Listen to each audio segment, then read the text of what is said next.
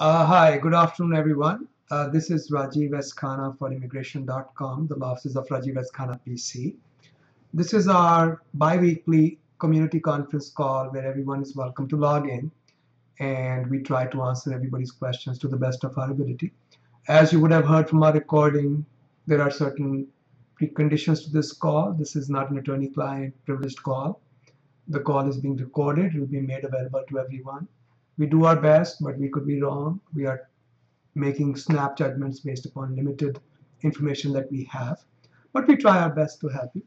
That said, I typically, the way I've been doing it in the last few weeks is in the posted questions, I first look for the questions that I have marked as frequently asked questions. I will respond to those first out of turn because I want to club them all together and use the frequently asked question information first. Okay, then I'll answer the questions that have been posted that are not frequently asked questions, and finally we'll take new questions. Okay, so the frequently asked question number one. This is from Niranjan Lalitpur. This is a fairly lengthy topic. I may not be able to cover it all, but let me try to do the best I can. Okay, let's start with green card process for spouse of a U.S. permanent resident. So you are from Nepal. Your wife-to-be is a student. One of the problems with a student applying for a green card is that traveling could become an issue because if CBP stops you at the border, they could say that, well, her student status is now questionable because she has immigrant intent. She could have the same problem if she's married, applied for green card when she tries to go for her OPT. So keep these two things in mind.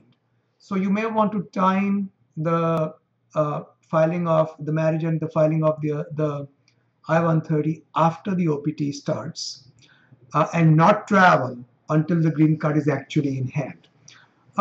You have also raised during your questioning, you raised a question about how much time does it take. So I'm looking at the visa bulletin, which is a monthly estimation from the State Department of the dates that will be available in the following month.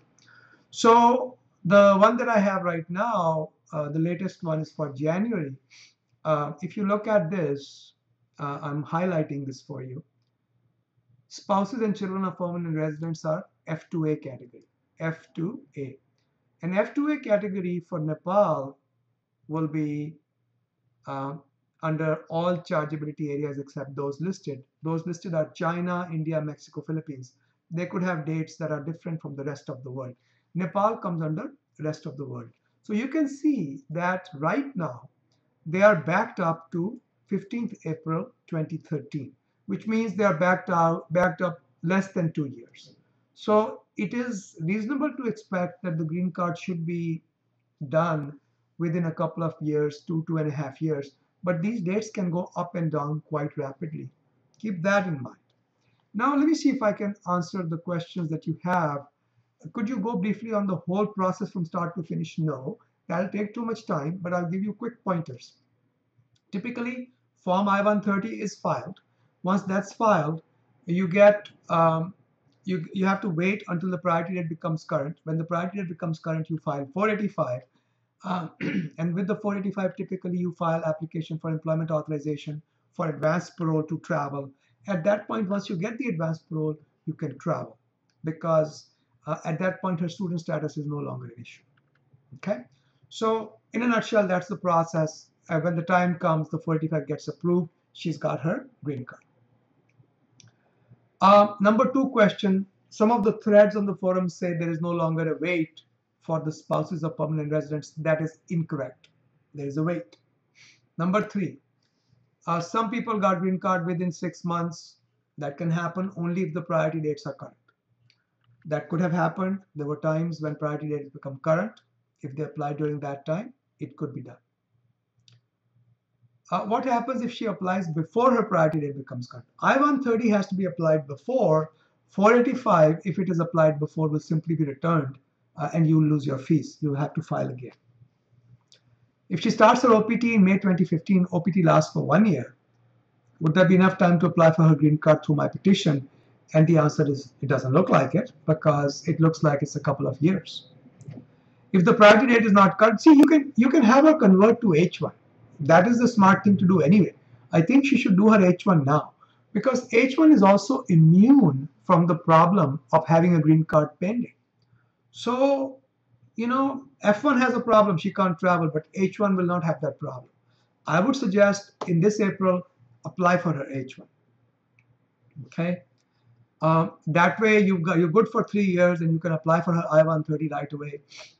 She can travel freely once she gets her visa stamping done. So it's really a good way to go. And question number 6 is already answered. You have to be on H1. I still have 3.5 years to US citizenship. Is there any other option? No, there is no other option. There was a V visa, but that was discontinued. So there is no other option than either applying through you as a permanent resident, doing an H1, or waiting till your citizenship comes through. Does the speed of the process depend upon the processing center? No, it no longer is relevant. What is the total time? Again, I do not know. I would say about 2.5 years, 2.5 years, based upon what we are seeing. But these times can go up and down. All depends upon the visa bulletin, as I showed you. Okay. So when you look at this recording, the screencast shows you how the visa bulletin is laid out, how you should read it. Okay. Now, because this is a frequently asked question, I want to answer all questions related to what I have discussed. So if you are the poster of this question, if you are Niranjan, or if you have any questions that relate to what I have discussed, nothing new, please press *5. Nothing new, only regarding this issue. Press *5 on your phone. Okay, one set of raised hands. Alrighty. 2 raised hands. Remember, guys, I'm not doing any new questions. I'm not doing any other questions. I'm only going to respond to filing of a green card by the spouse of a lawful permanent resident. Okay, so let's start.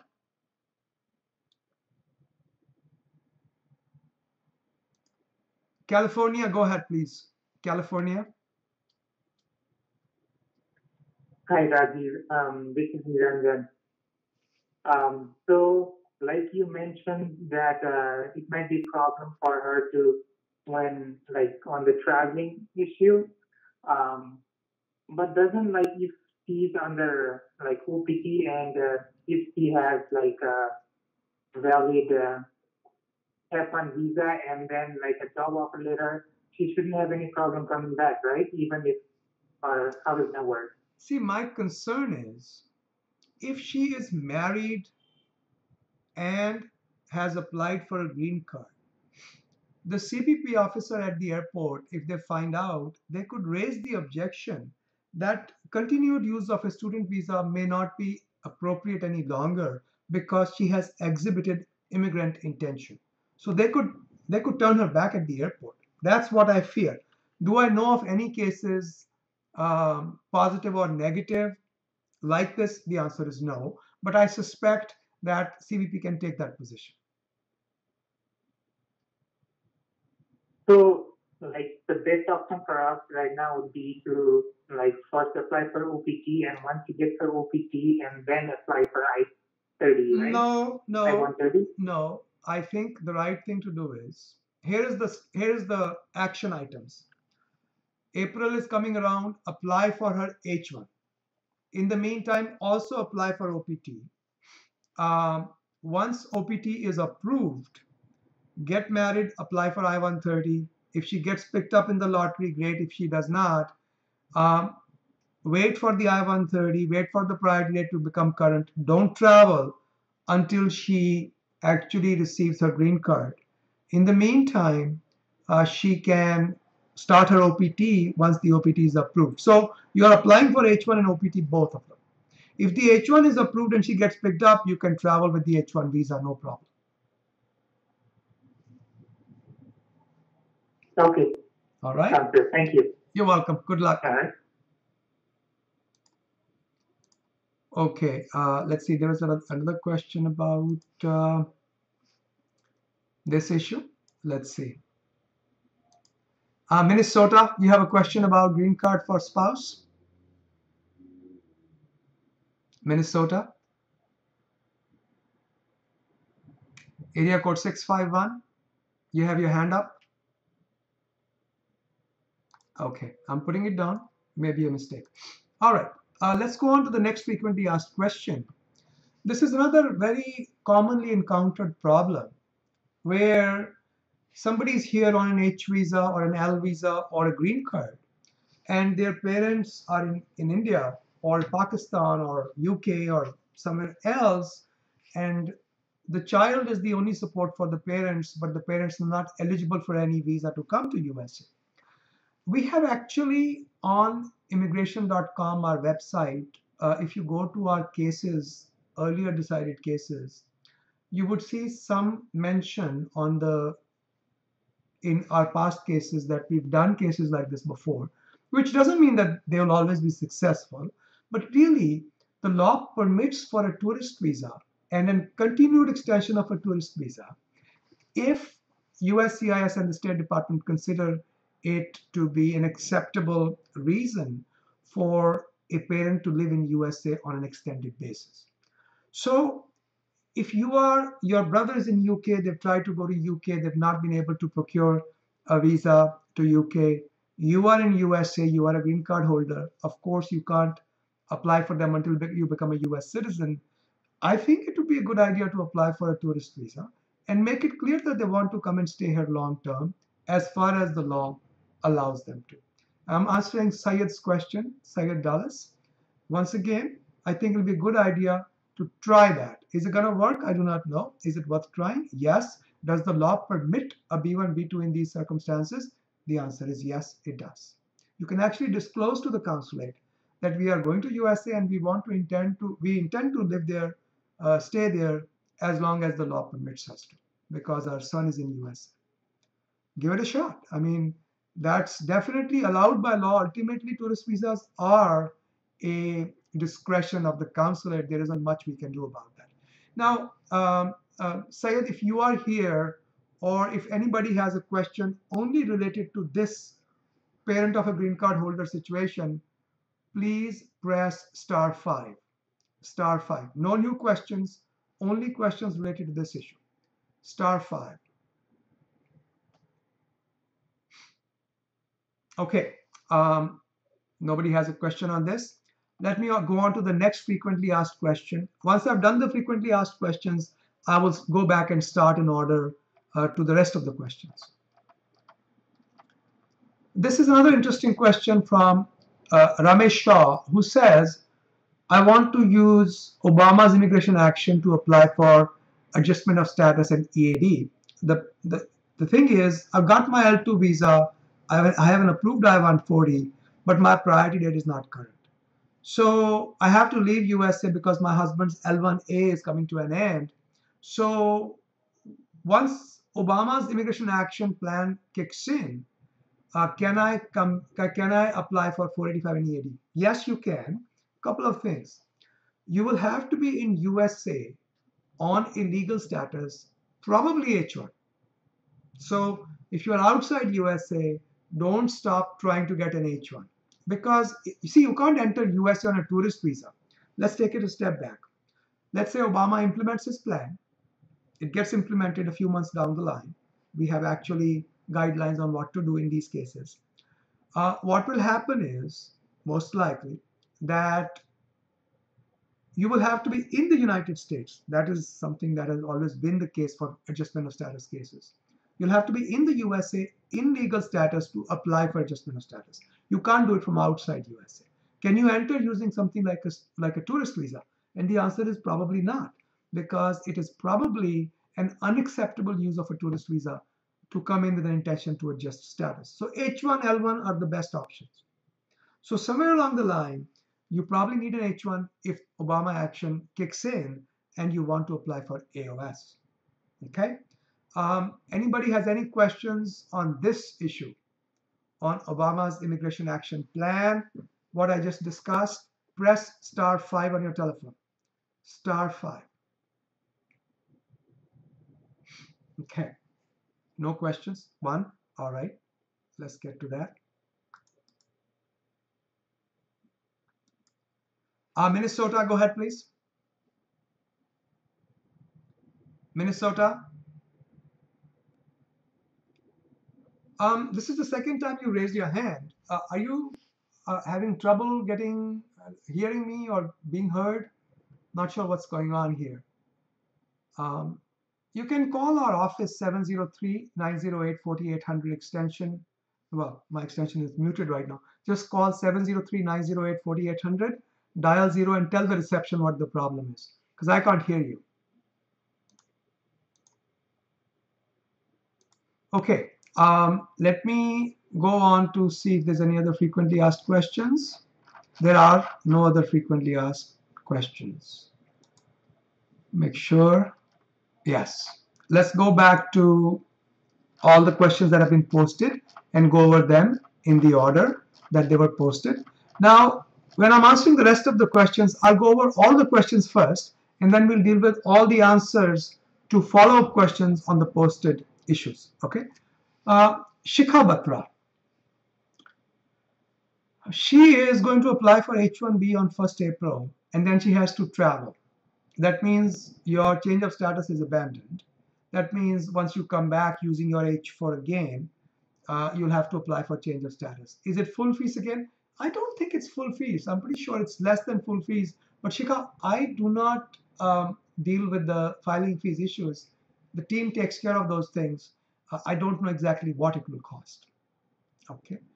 Risk associated with consular processing in the first place. So if you go for H-1B visa stamping, I have a couple of videos on this. You can go to our YouTube channel. You can also go to our blog. There should be those videos available about what the problem with the visa stamping is. It's very difficult to get visa stamping for H-1 visas. Is it advisable to go for consular processing? Absolutely not. If you have an H-1B, I would rather have you do change of status. Okay.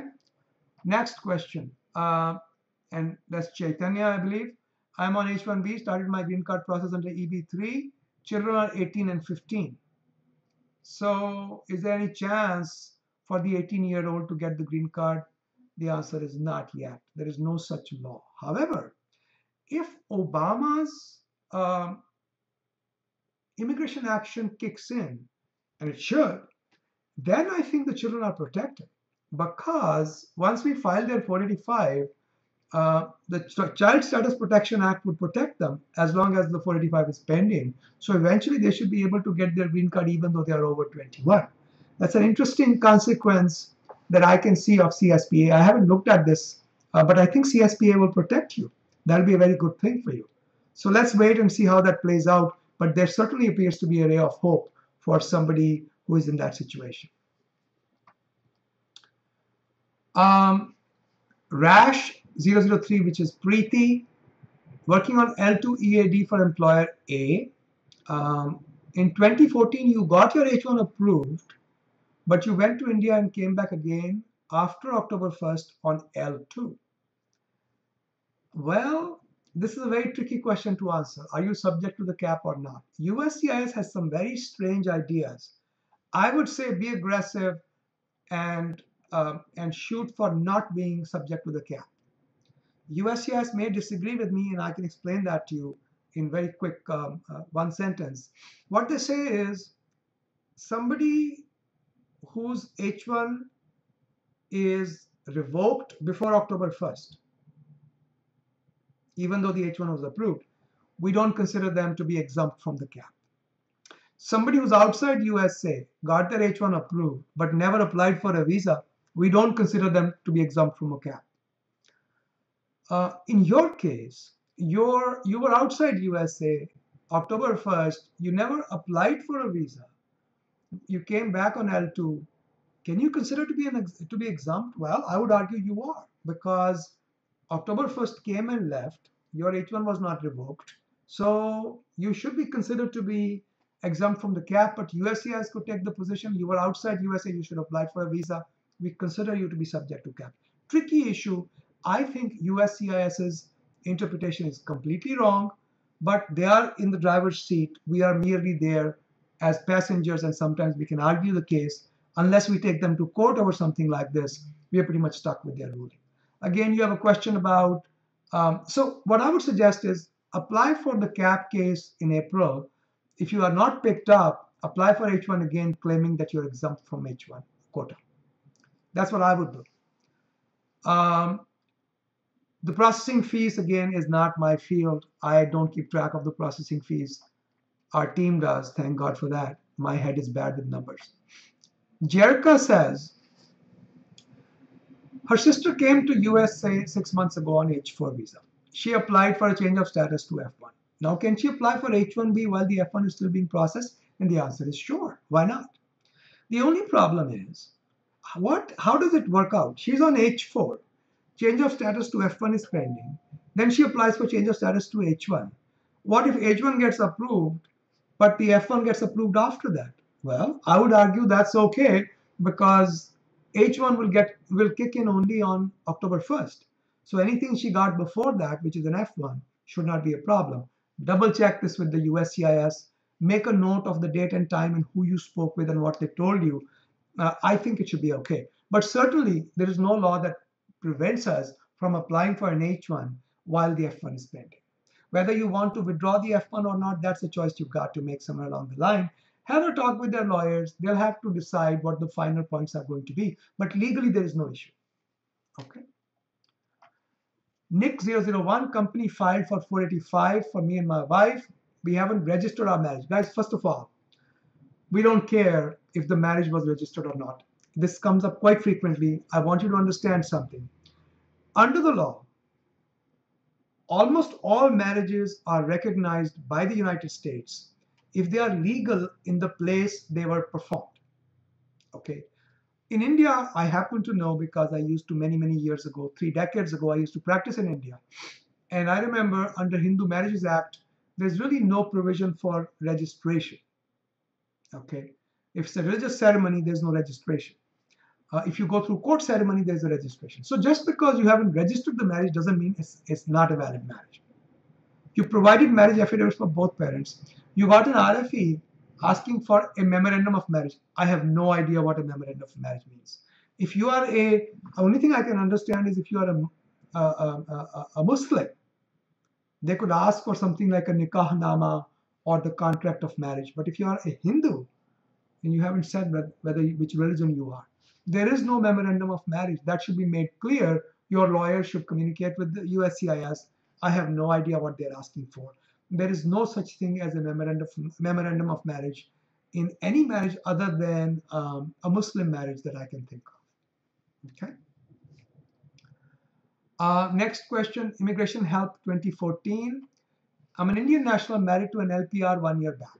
Now here is the situation. They stayed in, she could stay in India only for 5 months because she has to maintain her own green card. So she's been in USA now for 9 months. Now she's becoming a citizen. I-130 is already approved. They're upgrading the petition. So she wants to come and stay in USA for 6 to 12 months while they wait for the green card to be processed. Does she have to be domiciled in the USA? And the answer is probably yes. But the rule of domicile is if she's actively in the process of moving back to USA, the consulate should not create a problem. Okay. And where does that become relevant? It becomes relevant for the affidavit of support for sure. I-864, if you look at it, says that the person who's giving it is domiciled in USA. So what if I'm living in India, but I'm in the process of moving back? In a month or 2 months, I'm going to move back. Is that domicile enough? I think it is enough. I would recommend that you ask the consulate the same question via email and take their answer with you. And I think they should tell you that this should be okay. But there is no wrong signals. If she has to maintain her green card and she can't stay in India, she has to maintain her domicile, she can't stay in India, I don't think it's a wrong signal. I think what you can do, it's another good way to do it is, find a happy medium. Let her stay in USA. Let her stay in India while your case is being processed. Once you get an interview call, they'll give you a month, 2 months to prepare for the interview. Let her come back to USA at that time. Okay, that way she's domiciled by the time you go for the interview. I think that would be the right thing to do. And that was Samir. I answered. Next question is from PP Texas 123. USA on H-1B visa, got an Indian passport. There's a mistake in the place of birth column. Original place of birth is ABC, but the passport it says XYZ. And further down, you've said XYZ is merely the district and ABC is the town. I don't think it's that big a problem. Personally, I want you to use ABC and in parentheses district XYZ. That might be a good compromise. So ABC in parentheses district XYZ. Because it's not that your date of birth is inaccurate, it is merely overly broad, place of birth. It's not inaccurate. Instead of, for example, if I were born in Baltimore or Maryland, instead of saying Baltimore, I'm saying Maryland. It's not incorrect, it just doesn't answer the question, the city of birth, correctly.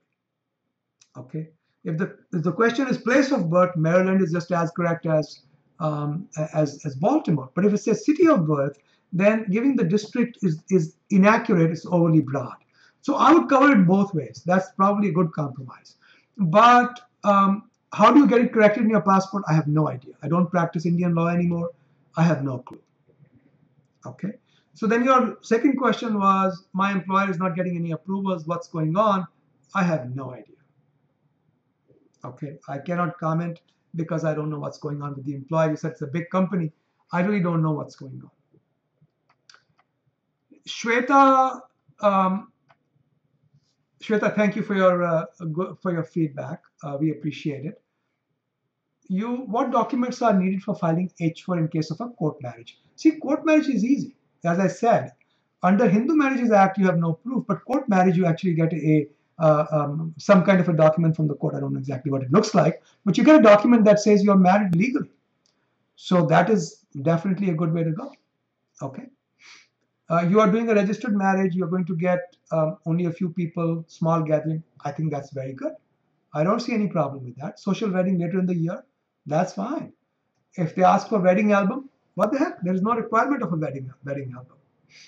Okay, just take pictures of the small gathering. I'm sure you will. And you can let them know your plans are to move to USA and ultimately do a bigger gathering later on. I don't think that should be a problem. Perfectly legal. Now, consulate can question anything they want, but that does not make it illegal. They cannot declare this marriage illegal. It's a court marriage. It's got to be acceptable. How many days after the marriage can I go for the visa interview? You can go the same day if you want. I have a master's degree from USA, H1 visa. If my H1 visa lottery doesn't work out, is there an impact on my H4? No. If an H1 is denied, it does not impact your H4. Don't start working. But as long as you're not working, your H4 is fine. H1 is denied, you still have your H4. And you should not need any no objection certificate from your work to apply for your H4.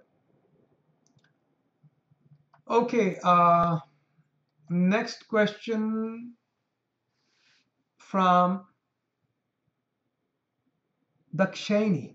Dakshani says, completing 3 years of residency after my green card and engaged to my fiance and I have to leave my country. Well, look, if you're going to leave for 6 months or more, I would rather that you get your re-entry permit. Okay. And if you are applying for citizenship, make sure you keep coming back every 5 months. Because if you're outside USA in any 12-month period, if you're outside USA for more than 6 months, they can question it more closely. If it's less than 6 months, like if you keep coming back every, I would say 5 months, so twice in a year, I think you should be okay.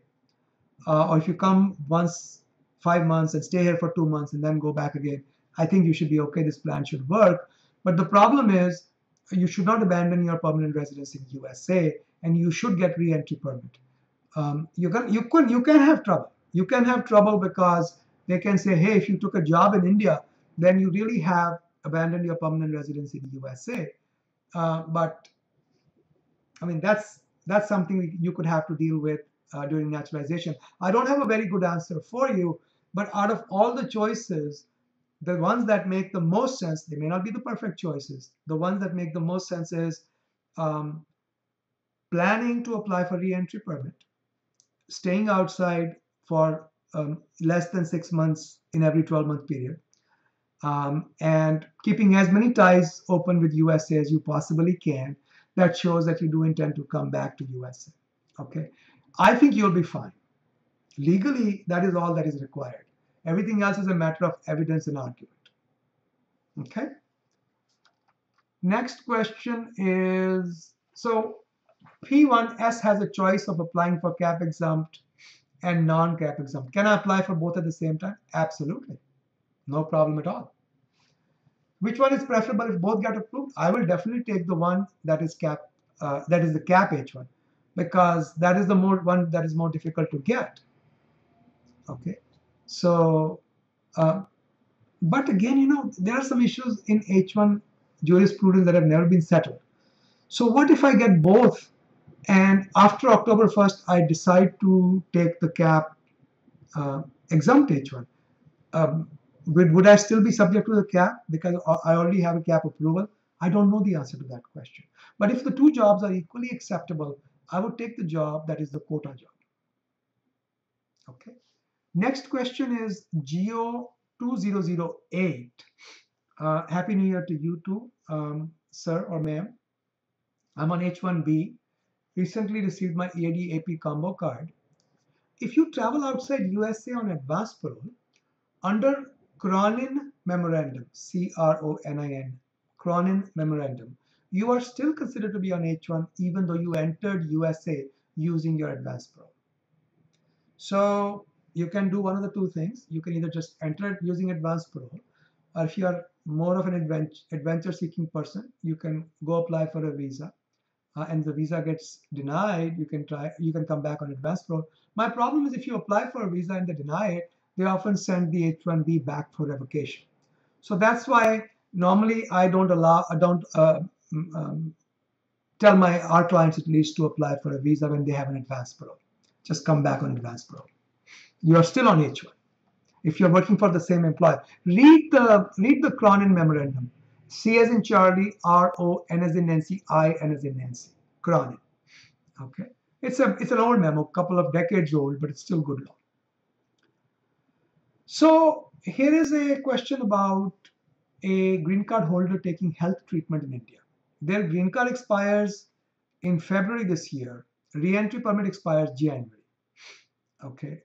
So the questions are, does he have to stay in USA until he gets his green card after the fingerprint appointment? No.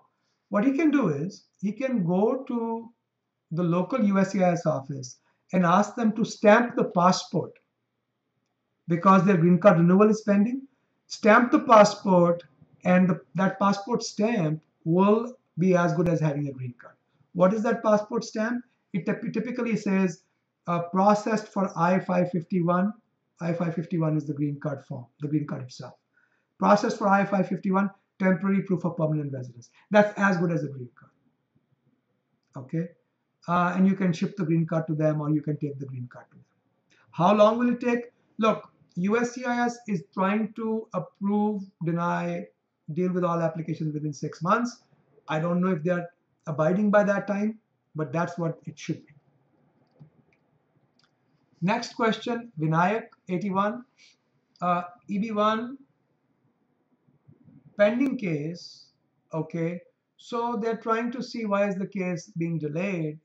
Will InfoPass appointment help? Why don't you open an ombudsman case? Just go to any of the search engines and type ombudsman, USCIS space ombudsman. O, M as in Mary, B as in boy, U, D as in doctor, ombud, Z, S, man, M-A-N, ombudsman. Open a case with them, they'll follow it up for you. That's an office within USCIS that takes care of customer complaints. So now I wanted to comment here about the current status of USCIS and State Department's request from the public that how can we improve. And if you follow my Twitter, or you follow me on LinkedIn, or you follow my blog, you'll see this entry which has solicited comments from the public how to make visa issuance and H1 petition, all petition approvals or issuance better? And there's 12 or 13 questions. And so one of the gentlemen here has made some comments. I had told people, if you have anything that you want me to add to a letter that I'm trying to prepare. So far, I haven't even started. I've been so busy, but I'll try my best. I would advise you to make your input, let your input be known. Yeah, and at the same time, send it to me also. I will do my best to include your input. Some of the things that you're asking for are impossible. Some other, which are more procedural in nature, can be added. Okay. So this is, I posted it just so that you are aware that, that's what the government is asking for input. And I think the closing on that is January 29th. All your comments must be received by January 29th. Next question has been posted again by our team for one of the users. I have a stamped H4, which was till September 2012, went on F1 OPT and H1 full-time. Okay. Got the H1, but it's not stamped. In Feb, went on maternity leave till November. That's a very long maternity leave. 10-month maternity leave, unless you have a medical reason, I think that would be a problem. Okay, then you have a petty offense. Look, petty offense, if it is indeed a petty offense and not something more major, I wouldn't take your own estimation for this. This can be a very tricky area of the law. Get it looked at, get your offense looked at. It looks like a petty offense, but I can't be sure about it. Look at it, talk to some lawyer who does deportations in your own state where the offense occurred. Make sure you are not subject to any other problems. But you have a problem with your status also. So, and you're going to H1 part-time, I think you're going to have a problem. Of course, you can travel during H1B amendment. That is not a problem, NIPA. But the problem here is that you've got a period of time of 10 months, which is difficult to explain. And I think if the petty offense is indeed a petty offense, you're okay. There shouldn't be any problem because of that. You can be delayed, but that's not a ground for denial. Okay, but you have that issue of that 10-month period. I don't think that you can explain that easily.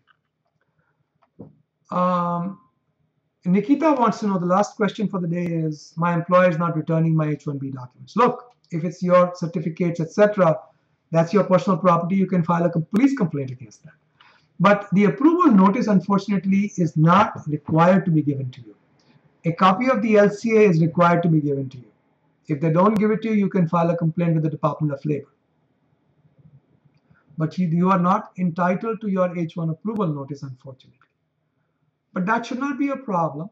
If you know the receipt number, or even with the name of the employer and your name and your date of birth, your next lawyer should be able to file the transfer. We've done it in the past. Okay, they can contact USCIS, see what USCIS recommends. All right, folks, no new questions, only follow-up questions on what I have discussed. Press *5. Follow-up questions on what I have discussed. No new questions. Once I'm done with these, then we'll do new questions. 2 raised hands. Very good. 3. Press *5. 4. Press *5. Okay, once I'm done with these 4 folks, then we'll get started on new questions. I'm unmuting you in the order you logged into the call. Summit, New Jersey, go ahead, please. Hi. This is Satish with me from India. This recording the follow-up question of the after the fingerprint with the patient. One second. What question number? Please start with the question number. What question? Question number 70. 70. 1 second. Let me get there so that we have an idea of what. Oh yeah, about the Satish, the relative who's getting medical treatment. Yes, that's correct. Yeah, go ahead. Let me personal care taker of the patient in the line. However, you can pose the question, whatever the follow-up question is. Yeah. Hi, sir. Actually, I called up the embassy, US embassy here in Delhi, and they told me that to come to the embassy and collect a letter, called letter of transportation, and with that, even if my green card expires, I can enter the country if my last exit from USA is still within the 1 year period. So with a letter of transportation, I can still enter the country. And they didn't tell me anything about stamping my passport and whatever you told. Yeah, the transportation letter, the transportation letter is for those people who have stayed in or stayed outside USA beyond the allowed period. So now their green card has lapsed. Okay. So if your green card has lapsed, then you must go and get a transportation letter. But in my view, you would do better coming back before January 30th, 2015, apply for your green card renewal, and then get your fingerprinting done, then get your passport stamped and leave. Okay. Where we need to go for the stamping, for the passport stamping? I'm sorry? Where should we go and get the passport stamping? In India consulate or USCIS in USA? USCIS. You do an info pass appointment in the USA. Okay. Once you have filed for a renewal of your green card, you apply for a stamp, or you can ask them to give you a stamp on your passport based upon which you can travel. Okay, so this is after the fingerprint. I believe so. I don't know what the exact procedure is. I don't remember. I think so. Double check with the USCIS. Just say that you want a stamp on your passport for green card while the green card renewal is pending. They should be able to guide you. Okay, sir. All right. And you can go immediately, right? You can leave the country immediately after getting the stamping.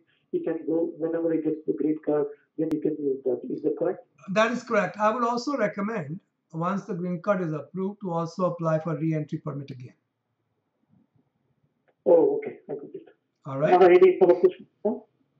Yeah, so the letter of transportation will do to enter the country and then go. No.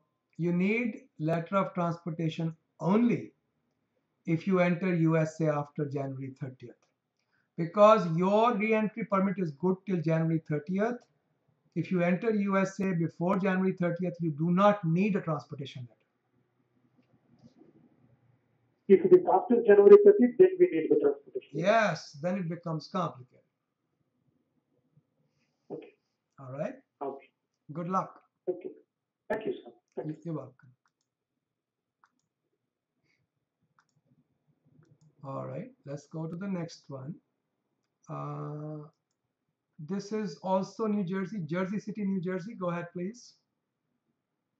Hey, Rajiv, this is for the question number 10, where the place of birth was incorrectly printed on the passport. Yes, sir.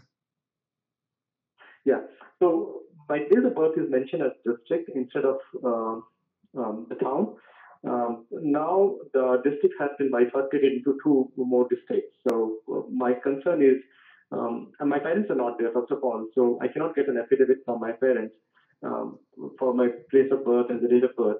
So down the line, when the passport to go for the final stage, what document do I need to submit to support place of birth and date of birth? Well, you're asking me questions about the Indian side of things. I have no idea. But I remember this from my time in India, that if you knew some MLA or MP, they can vouch for you. They can vouch for you legally, and maybe that would help things.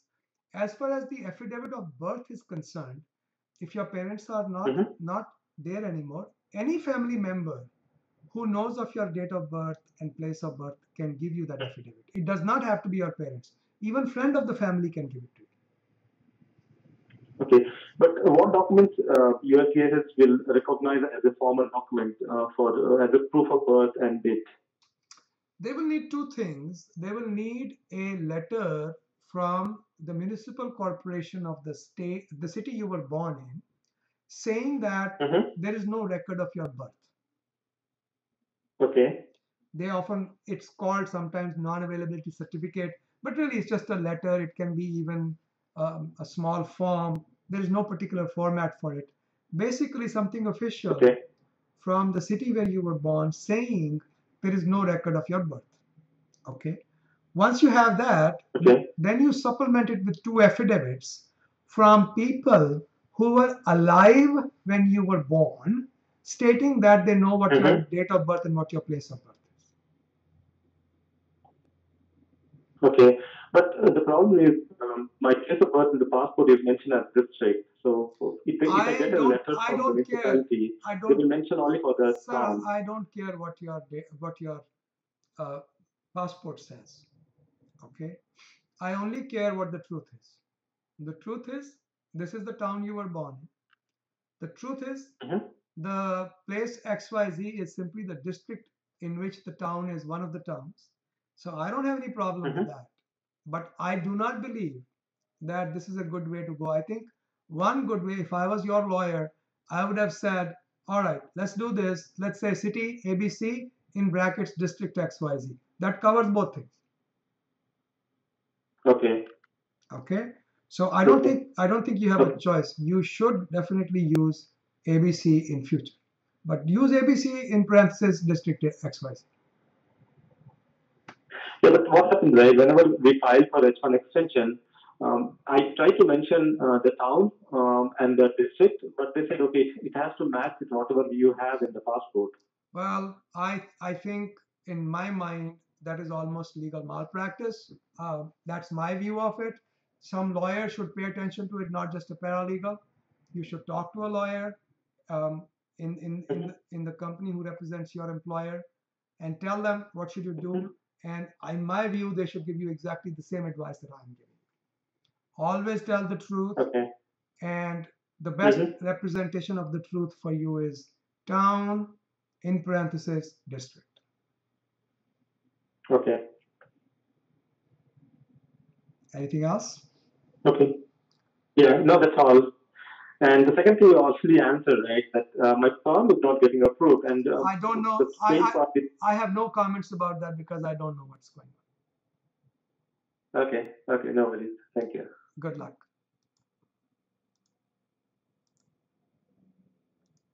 Twin Cities, you're back again, Minnesota. Hi, Rajiv. I'm calling in for Preeti for question number 3. Like I said in that question, if the employer does not withdraw H1, and can I get it transferred to a new employer, although I have never been on H1? Question number 3. No, you are question number 4. Okay. So, question number. Yeah, my answer is, I personally think that you should try. There is a gray area here that USCIS could try to go to, but I think it's definitely worth a try. I would recommend that you file for a quota H1 in April, as well as do a quota exempt H1 saying we're not subject to the cap anymore. That way you cover both bases. Okay. Yeah. All right. Yeah. But even if my employer does not withdraw H1, even still, and I get it transferred to another employer, even then it can be an issue, right? I don't think, I think it's the same issue. I don't think it's a problem either way. I think whether you do an extension with the same employer or do a transfer to another employer, it's the same set of issues. But do have your lawyers look into one thing. Normally, under the law, you cannot file multiple petitions for the same person. But we are not filing multiple petitions under the cap. We are filing one cap exempt and one cap. I think we should be okay. Okay. All right. Okay. Okay. Thank you very much. Good luck. Okay. There are 2 more raised hands, and this one is from. This one is from North Carolina. North Carolina, go ahead, please. Yes, thank you, Rajiv, for taking our call. This is Dakshini, question number 13. 13. 1 second, ma'am. Give me just a second. The question is, you suggested that we do the re-entry permit for going out of the country for 5 months and then coming back. So there is a situation where we have to take care of the family member as well. So it's kind of confusing as to what we should do. Kind of, going to stop with my sister taking care of the family member for 5 months, come back. Do I still need to go with a re-entry permit? I still prefer that you do the re-entry permit. I definitely So prefer. Yeah. Will it kind of confuse the? I mean, what if I don't use the re-entry permit at all? You should get it done anyway. It provides insurance in case you have to be outside USA for an extended period of time. Okay, so if I'm going to do the naturalization, hang on. Ma'am, let me will it still count against me? Ma'am, let me clarify something for you. Having a re-entry permit and never using it does not cause you any harm. Okay. Okay. Mm-hmm. It's good insurance in my opinion. But for the okay, and then you suggested that not take employment there even if it is temporary for a few months. Well, if we have the intent of naturalization. I think that's something to be considered carefully. I really don't have time to go over all the pros and cons, but I can tell you this. Mm-hmm. If it's clearly temporary employment, clearly, I mean, if especially there's something like, let's say the appointment letter clearly says that this appointment letter is given for 7 months, I think it's okay. But that's one of the first things USCIS looks for when they want to talk about abandonment of permanent residence. However, where you have obtained a re-entry permit, it should become very difficult for USCIS to come after your green card. I think you'll be okay taking a job. Okay. So what you should do is, hang on, get your re-entry permit and get job appointment for limited period of time. The appointment letter should clearly say it's for 7 months. You can get another extension if you want from time to time. That's okay. But each time, make it time limited. I think that's a good protection. The intention is to come back anyway, so it should clearly point that out, I think. Then the second question that I had related to that is it is not going to count against the naturalization, right? Like if I take the re-entry permit. No, I don't think so. Okay. I mean, I don't think that's a problem at all. I have been doing this for a very, very long time. I do not believe this is a problem. Okay. And in the reason for the re-entry permit, do I have to say anything at this time, like and provide some documentation for that? They can ask for it. Normally they don't. They take your reason and they accept it. But be truthful. Whatever the reason is, state it truthfully. Okay, get a proof. Okay. Thank you so much, sir. So will the marriage count against this as well? I'm concerned about that. I mean, no, you misheard. The plan is to get married in a couple of months, but the person is outside the US. You have misheard me. I said answer everything truthfully. I didn't say proof. Okay. I said truthfully. Okay. Second, okay. Would the marriage impact your green card? I don't think so. Under the circumstances from what you have told me and what I've had time to consider, it appears to me that getting married should not be an issue that hurts your naturalization. Okay. All right. Thank you so very much, sir. You're welcome. Good luck. Thank you. Okay. Well, guys, I think somebody else has also raised a hand. So let's go back to New Jersey. Go ahead, please, New Jersey. Hi, sir. This is regarding my question. The question I asked about 9-month maternity leave, one petty offense and H1 part-time amendment in process.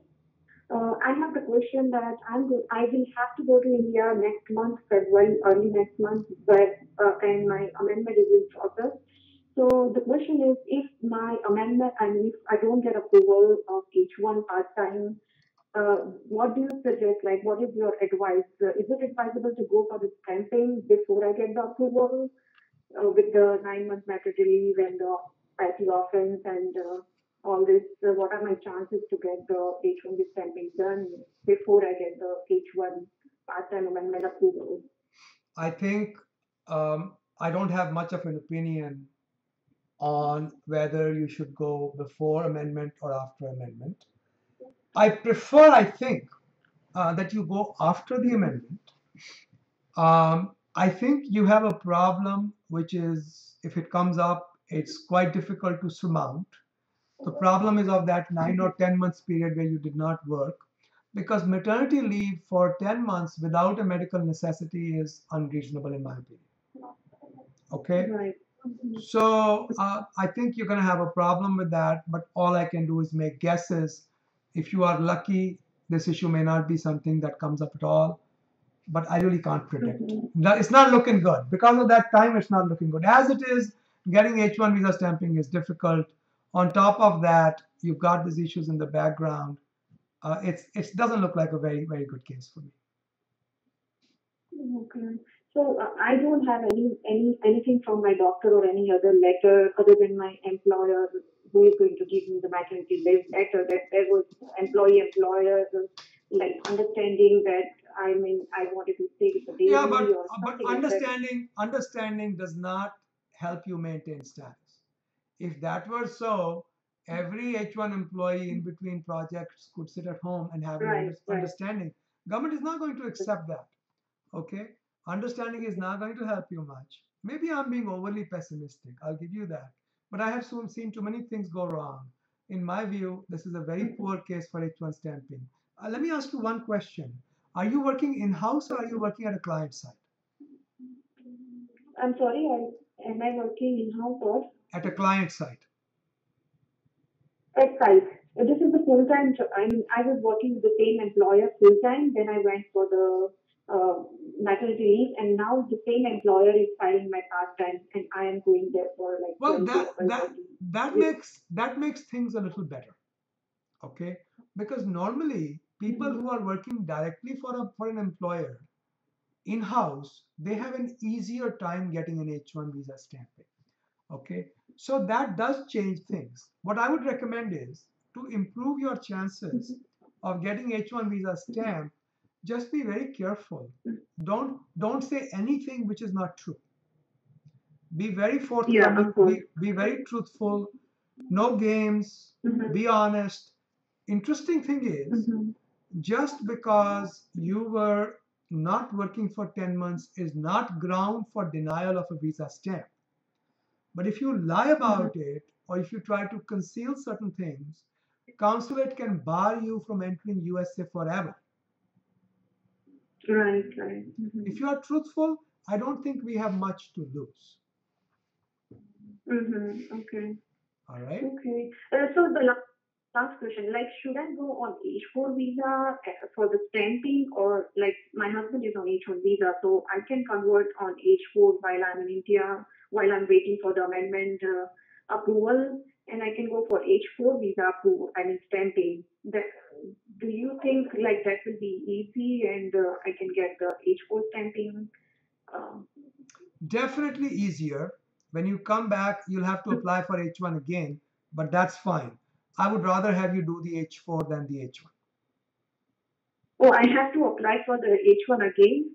Yes, ma'am. Because that is already in process. Yeah, ma'am. If you come back into USA using H4, you'll have to apply again for change of status back to H1. Oh, okay. Okay, perfect. Thank you so much, sir. Thank you so much for your advice. You're welcome. Good luck.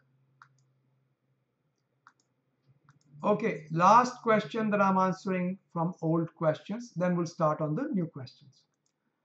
Illinois, go ahead, please. Hello. Yes, sir. Yeah, this is in question number 9. 1 second. Samir, my name is Samir, sir. Samirji, 1 second. Let me get to 9.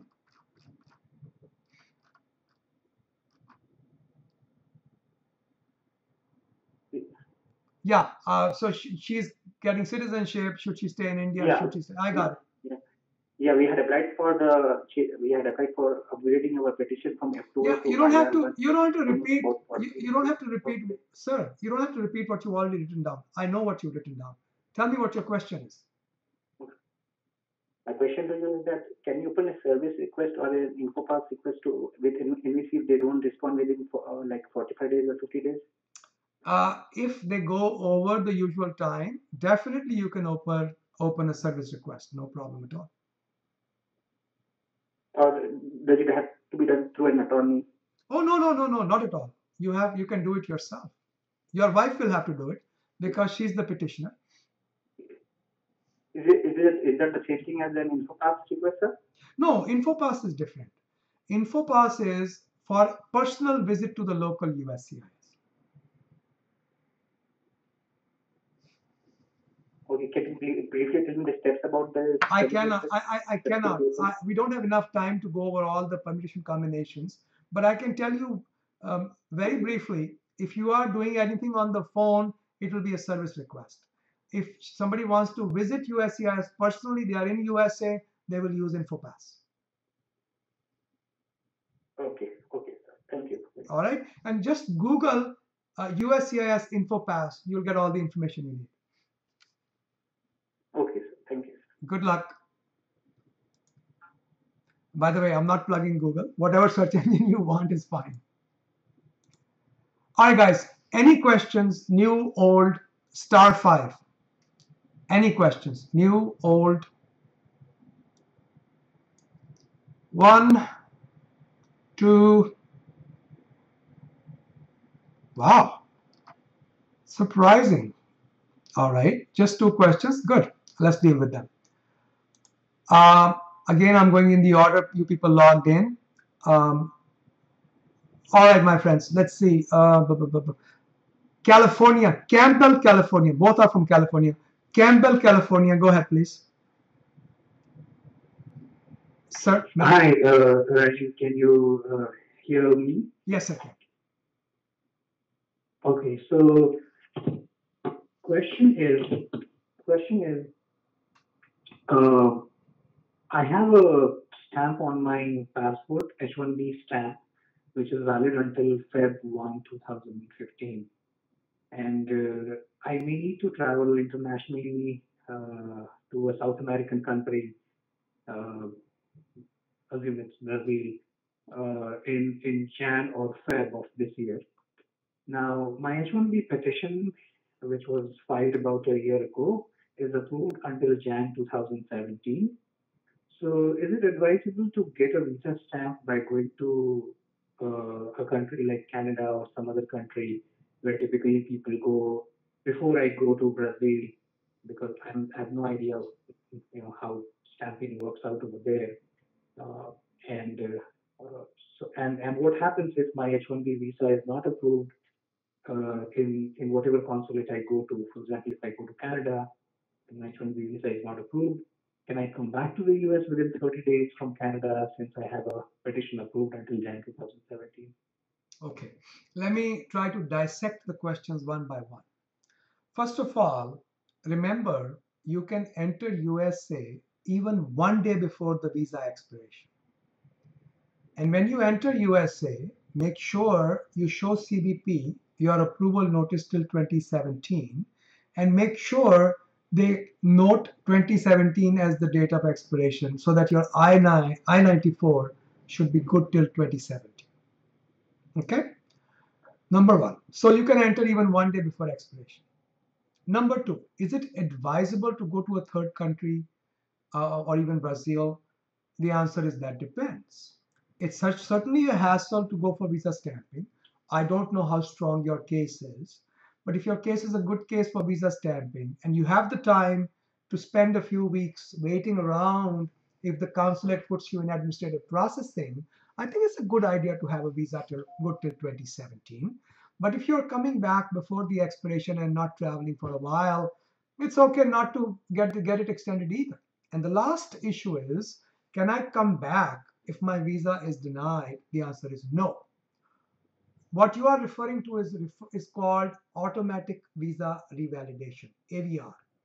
The AVR says this: you can travel on I-94 and you don't need a visa stamping if you are traveling to a contiguous territory like Canada, Mexico, Virgin Islands, and coming back within 30 days. But if you apply for a visa and you are declined the visa, you can no longer come on AVR. You will have to go back to your home country to apply for a stamp again.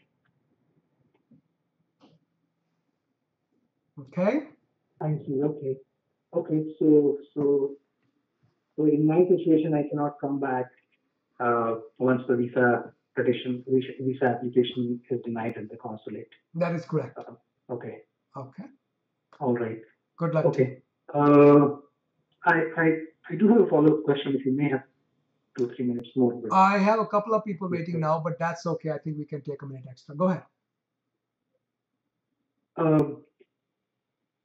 The H-1B petition that is currently approved until Jan 2017 was filed in Jan of 2014, and it was applied for 3 years. At that point of time, when it was applied in Jan 2014, I had already completed 5 years of work in H-1B over the last 9-10 years. But the attorney of my employer applied for 3 years of H-1B in the petition and got it approved. So, and I said that should not have been the case. Okay, let me stop you. Let me stop you. I understand the situation. This is not an easy question to answer.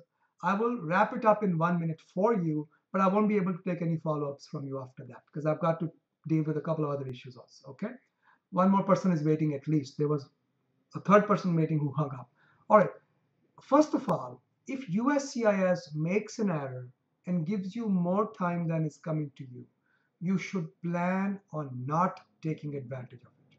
USCIS has said that if we give you a benefit in error, you are not allowed to deliberately misuse our error. If you do that, we'll deport you, and if we deport you, you can't come back for 5 years.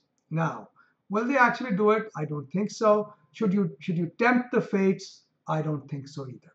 How you deal with this mess is up to you. If I were your lawyer, I would like to get that cleared up from USCIS and get a corrected H-1 filed. That's what I would want to do. Okay? So get the H-1 corrected. Don't misuse it.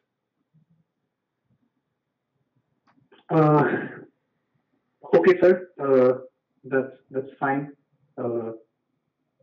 My employer has refused that there is any need to file an H-1 extension because please tell your employer I would like to get this opinion in writing from your lawyers. Okay, if your lawyer they're at least willing. The immigration specialist of the employer is willing to give me that in writing. Immigration specialist is not a lawyer. In Virginia, if somebody gives you a legal opinion and they are not a lawyer, they can go to prison over that. It's a misdemeanor to practice law without being licensed to practice law. I want to see an opinion from a lawyer that could protect you. An immigration specialist does not sound like a lawyer. That does not protect you. I gotta go on to my next question. Good luck. Okay, guys. Let's deal with the last question of the day. San Francisco. Please go ahead, San Francisco. Thank you for your patience. Go ahead, please. Oh, no problem, Rajiv. Thank you for doing this. It's very helpful to the community. My pleasure. Just a quick question. I'm about to get naturalized, and I want to know if, like you had mentioned, like a couple people on the call who have to maintain their green card if they're out of the country, the 6 months and the 1 year you lose your green card. Does such laws apply for naturalized citizens as well? Do you have to maintain ties with the US, or do you have to come back after certain months to the US? Okay. The good news is, the excellent news is, that is no longer the law. Many years ago, it used to be the law that you had to maintain ties after naturalization. Now, if you get naturalized today, you get your oath, go ahead and get your passport, and you don't come back to USA for 50 years, you are still a naturalized US citizen. Your citizenship cannot be taken away. Okay, so I guess during the renewal time, you go to the embassy of that country and you show your naturalization certificate and you renew your passports in the future. Passport renewal process, I'm not familiar with how you do it, but by the way, even if your passport expires while you're outside USA, does not mean you are no longer a US citizen. It just means you don't have the proof of citizenship. Okay. So your naturalization, your citizenship cannot be taken away merely because you're absent from the United States. Got it. Okay. All right. All right, cool. Thank you. My pleasure. Guys, actually, Campbell, California, let me see if you're still there. Campbell, California, I can spend a couple of minutes more with you. That was a short call. Do you have any follow-up questions on your H1? Yes, Rajiv.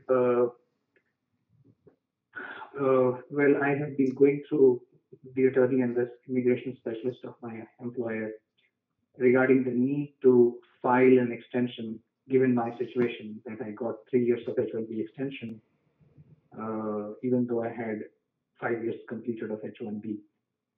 And they have repeatedly insisted there is no need to file. That is one. They have repeatedly insisted that the attorney is the attorney will not give it to me in writing. The immigration specialist hang on 1 second. Does that not alarm you that a lawyer says something by mouth and then refuses to back it up with something in writing? Does it not bother you? It definitely bothers me, and that is why I have made the best case I could. Well, but you know, I haven't been able to. Unfortunately, this is a very tricky situation. I can't do anything for you. Unless the employer decides to comply with the law, definitely, I mean, lawyers could say things like, oh yeah, USCIS is not likely to bother you. Sure, but can it be guaranteed? And you know what the downside is? Downside is you are the guy who gets deported. You are the guy who gets hurt. Employer, maybe to a certain extent, maybe they get a few $100 fine, but you are the one who stands the most to lose. So, sir, what you should do is feel free to play this recording for your immigration specialist and tell them that unless they are authorized to practice law, their opinion doesn't really count for anything. Okay? And if a lawyer says something by mouth, they should be willing to put it down in writing. There's something inherently wrong with somebody saying, of course, they should be paid for their time. I have no problem with that. I would want to be paid for my time too. You know what we do? Because in writing, it just takes a lot longer to put down an opinion. I say, you know what? I'll record the call for you and I'll send you the recording. And that's what we do. If we are in a conference call and a client says, can I have this in writing? I'd say, sure, let me record it for you. Of course, if you want to pay for my time, I charge almost $900 an hour. I'll be happy to write it down for you.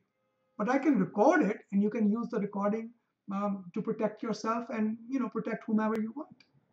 But somebody should give you something, either in writing or in recording, that protects you from any government allegation of wrongdoing. That's what I would want to do. I have another person who's got a raised hand, actually 2 people more. Let me go to it. That's what I recommend. If you can't get them to see the light of reason, document all your efforts, what you try to do to correct the situation, and try to find another job. This employer is problematic in my opinion. I gotta go on, okay? Good luck.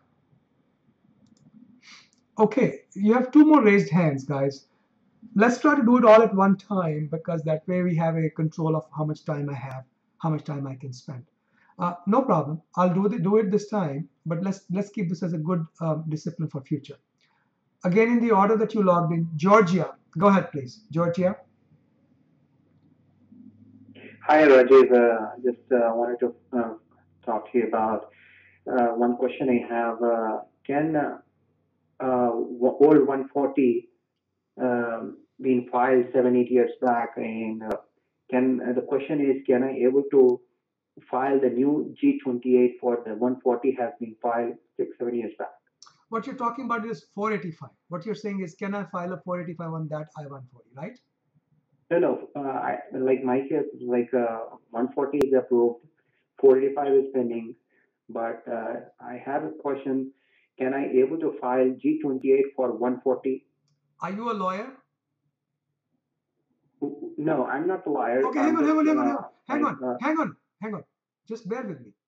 Calm down. Let's just take it one thing at a time. G28 is a form lawyers like us use to inform the government that we represent this particular individual for whom we are filing G28. Right. So I'm not clear what you mean by can I file my G28? You're not a lawyer, you can't file a G28.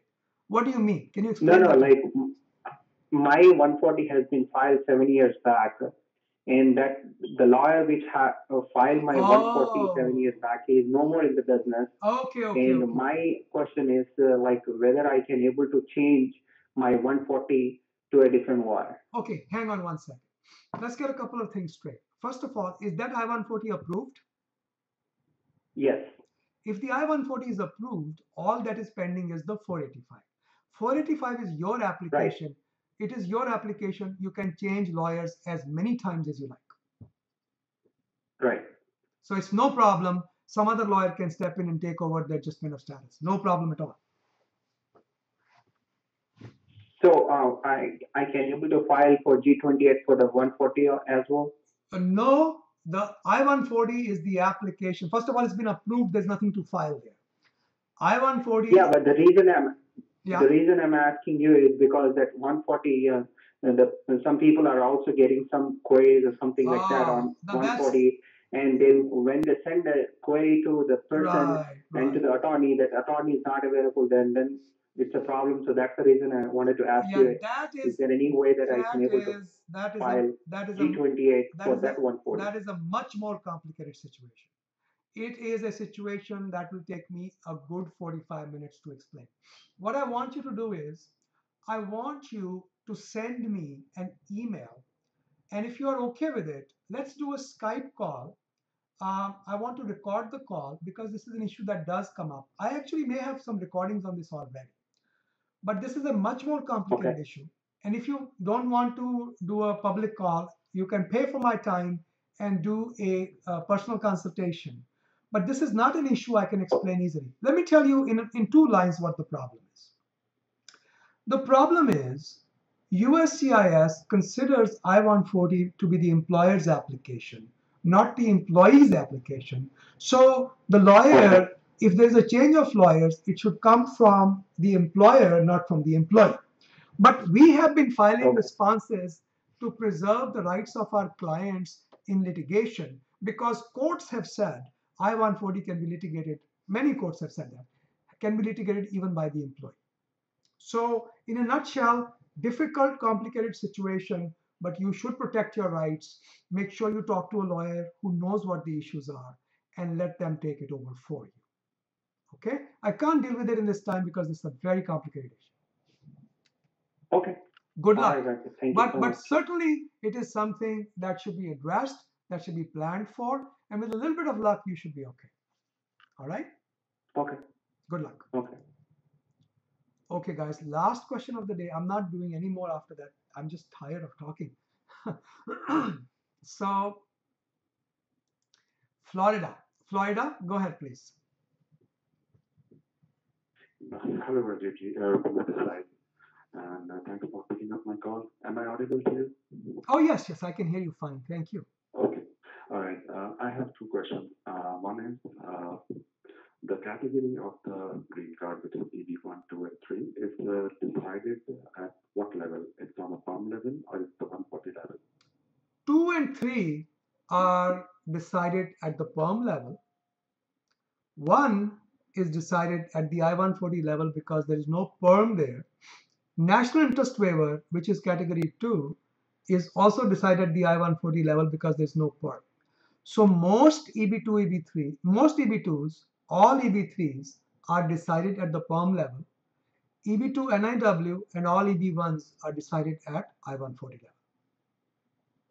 Okay, so if any person who is having an advanced degree like any master's degree plus 5 years of experience, and it's been filed in under EB2 category, decided on perm level. Perfectly clear. Yes, that's exactly how it is. Okay. All right. And the second question is, my visa stamping on my passport was expired last year. However, I have the 797 approved until 2017. Now I wanted to get the visa stamp so that I can travel internationally. If I can go to Canada and get that stamp, is it a good approach, or should I go to India and get that stamp? Generally speaking, I prefer Canada first. Generally speaking. First Canada? I prefer it, yes. So you're suggesting Canada? I don't know your case. I don't know. There's a whole lot more I would need to know. The most important thing is, do you have an American degree? No, I don't have. Okay. But you've had a visa stamping already on your passport. So yeah, I think generally speaking, chances are you are better off in Canada, generally speaking. Better go to Canada and get that. That's what I would suggest. I don't know your case, let your lawyers decide. But normally, if somebody has a US degree or somebody has already had an H1 visa, I think going to Canada, Mexico, or a third country is a good idea. Okay. All right. And I'm going Canada. Do we need a visa for that? You do. You do. It is my understanding. I'm not a Canadian lawyer. It is my understanding that if you go to Canada by road or by air, and if you go to Mexico by air, you need a visa for Mexico or Canada. But if you go to Mexico by road, I believe you don't need a visa. Okay. All right. That's fine. Good luck, Thank you sir. so much. You're welcome. Yeah. Guys, I want to thank you all for being here. I'll talk to you again in a couple of weeks. It is always a pleasure and delight to be of service to you folks. Good luck. Every other Thursday at 12:30 p.m. Eastern Standard Time, we host free community conference calls. Everybody is welcome to join. Some people post questions ahead of time. You can take membership in our forums. All of the details are there on our website, immigration.com. You can take membership ahead of time, and it's instantaneous. It happens right away. And post your questions beforehand, or you can just log in. The phone number and all are provided: 202-800-8394, 12:30 Eastern Standard Time every other Thursday. We have free apps for both Apple iOS platform for your iPhones and iPads, as well as for Android. Just look for immigration.com, the period dot, and the application should show up.